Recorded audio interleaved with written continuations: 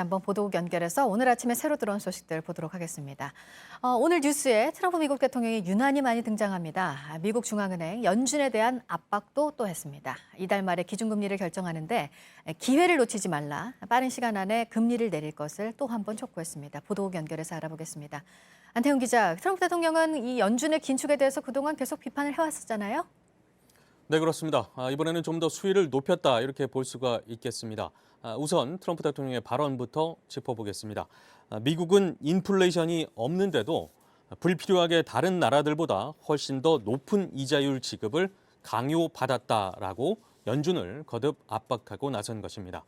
연준은 앞서 지난달 이미 기준금리 인하 가능성을 시사한 바 있습니다.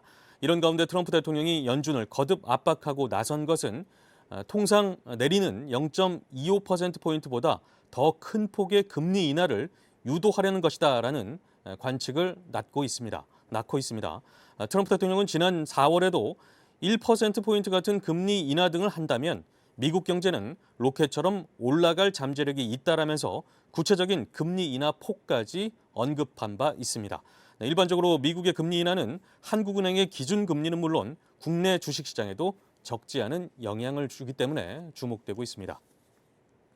다음은 국제원자력기구 IAEA 사무총장이 별세했다라는 소식입니다. 올해 72세인 아마노 유키야 사무총장은 지난해부터 건강 문제로 사임할 것이란 얘기가 돌았습니다. 아마노 사무총장의 건강은 최근 빠르게 안 좋아져서 지난 18일에 숨졌다고 IAEA는 스위스 제네바 현지 시간으로 22일 밝혔습니다. 아마노 사무총장은 그동안 이란 핵 문제에 대한 원칙적인 대응과 비핵화의 필요성을 강조하면서 서방 국가들의 지지를 받았습니다. 네, 그리고 폼페이오 미국 국무장관이 중국 업체에 대해서 제재를 가했다고 말을 했습니다. 이란에 대한 압박이죠? 네, 그렇습니다. 미국 동부에서 이루어진 한 행사장에서 한 발언입니다. 이란에 대한 최대 압박의 일환으로 중국 기업 주하이 전능과 그 회사 최고 경영자에 대해서 제재를 가하고 있다라고 밝힌 것입니다. 이는 무역 협상을 재개한 미국과 중국 사이뿐만 아니라 이란과 미국 간 긴장이 높아지는 가운데 나온 것이어서 앞으로 끼칠 영향에 대해서 현지 언론들은 주목하고 있습니다. 블룸버그 통신은 중국은 올해 들어 5월까지 약 1,200만 톤의 이란산 원유를 수입했으며 일부 원유는 중국 세관을 거치지 않고 보관되고 있다라고 보도하기도 했습니다. 네, 끝으로 미국 뉴욕 맨하튼에서 한 고급 콘도형 건물의 입주민들이 조망권을 지키기 위해서 100억 원 이상을 지불했다라는 소식입니다.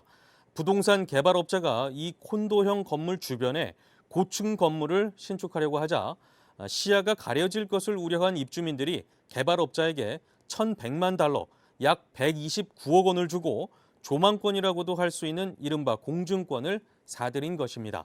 이에 따라서 입주민들은 맨하튼의 상징물 가운데 하나인 엠파이어 스테이트 빌딩이 보이는 조망권을 지키게 됐습니다. 현지 언론들은 개발업자와 입주민 간 이번 합의는 2016년에 이루어졌지만 그동안 알려지지 않았다라면서 조망권 보호를 위해서 이 같은 거액이 거래된 것은 매우 드문 일이다. 이렇게 보도하기도 했습니다. 지금까지 아침에 지금 JTBC 안태훈입니다.